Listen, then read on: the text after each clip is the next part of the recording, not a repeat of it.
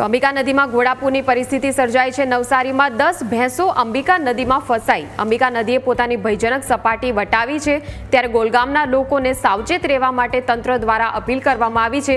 ધારાસભ્ય નરેશ પટેલ સહિત બિલીમોરા નગરપાલિકાના પ્રમુખે ગોલગામની મુલાકાત લીધી હતી। તો નવસારીમાં દ્રશ્યો અમે આપને બતાવી રહ્યા છીએ। આ 10 ભેંસો અંબિકા નદીમાં ફસાઈ હતી। અંબિકા નદીમાં ઘોડાપૂર આવ્યું છે, પોતાની ભયજનક સપાટી વટાવી છે, ત્યારે ધારાસભ્ય તરત જ પહોંચ્યા હતા અને ગોલગામમાં આ પ્રકારે પૂરની જે સ્થિતિ જોવા મળી રહી છે તેને લઈને તંત્રની કામગીરી સહિત લોકોને પણ સાવચેત રહેવાની અપીલ કરી છે। આજે સવારેથી અમને એલર્ટમેન્ટનો મેસેજ મળી જતા બિલીમોરા ફાયર નગરપાલિકાની ફાયર ટીમોને એલર્ટ કરી દેવામાં આવી છે અને તમામ ટીમો જે તે વિસ્તારમાં ઉતારી દીધી છે। જે આ પાણી ભયજનક સપાટી વટાવી જતા એને નજીકનો અમારા વાડિયા શિપયાર્ડ એ બાજુ પાણી ભરાવાની શક્યતા ચાલુ થાય એ પહેલા લોકોને સ્થળાંતર કરવાની સૂચનાઓ આપી દીધી છે। તેમજ માન્ય ધારાસભ્ય શ્રી નરેશભાઈ પટેલ સાહેબ પણ ફાયરની ટીમો સાથે રહીને તમામ પરિસ્થિતિ ઉપર નજર રાખી રહ્યા છે અને જે નીચાણવાળા વિસ્તાર છે એને ખાલી કરવાની સૂચનાઓ આપી દેવામાં આવી છે। સમગ્ર ડાંગ જિલ્લામાં ખૂબ જ વરસાદ પડવાના કારણે અંબિકા નદીમાં પાણી ખૂબ વધી રહ્યા છે। જે જગ્યા પર આપણે ઉભેલા છે ટેલ વિસ્તાર છે। 137 કિલોમીટરની લંબાઈની આ નદીનો કરંટ છેલ્લે અહીંયા એનો એન્ડ હોય છે।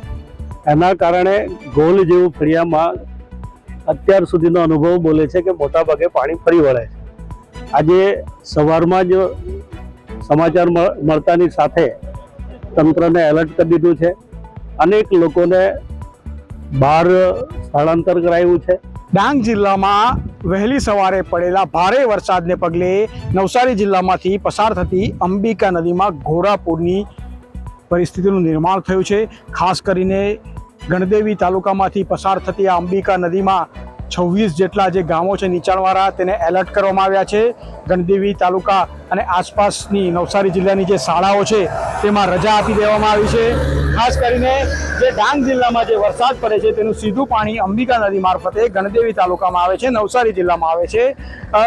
નવરાત્રિની શરૂઆત થઈ ગઈ છે, ત્યારબાદ પડેલા આ ભારે વરસાદને પગલે આજે આ પરિસ્થિતિનું નિર્માણ થયું છે। જિલ્લા વહીવટીતંત્ર એલર્ટ છે, સમગ્ર જે આ પરિસ્થિતિ છે તેના ઉપર નજર રાખી રહી છે અને 26 જેટલા ગામોના તલાટીઓને ગામમાં જ રહેવા માટેની સૂચના આપી દેવામાં આવી છે। આ ઉપરાંત જિલ્લાની તમામ શાળાઓમાં રજા આપી દેવામાં આવી છે અને આ પરિસ્થિતિ ઉપર જિલ્લા વહીવટીતંત્ર બાજ નજર રાખી રહ્યું છે। જીગર નાયક, ન્યૂઝ